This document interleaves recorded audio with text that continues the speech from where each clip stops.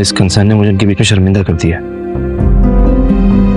तुमसे उम्मीद नहीं थी आफिया।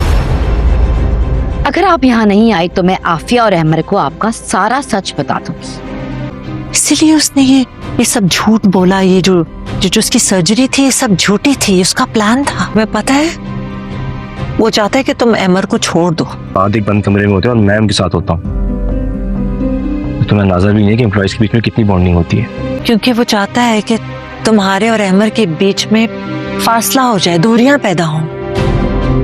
अच्छा, क्या कर लेंगे आप? मैं वो करूंगी जिससे आपका आफिया को पाने का ख्वाब चकनाचूर हो जाए।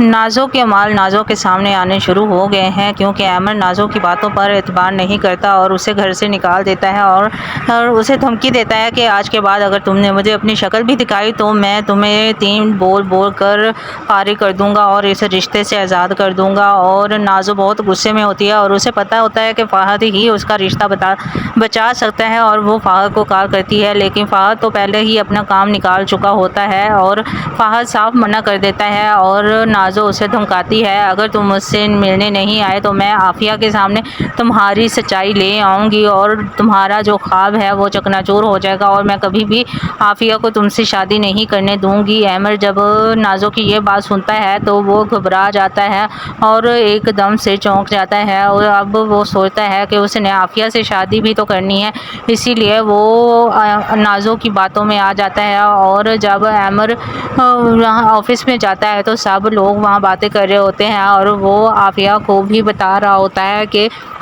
मैं ऐसा कुछ नहीं कर सकता जैसा तुम सोच रही हो और ये सब कुछ नाज़ो का किया हुआ है और उनको समझ नहीं आती कि अब वो क्या करें।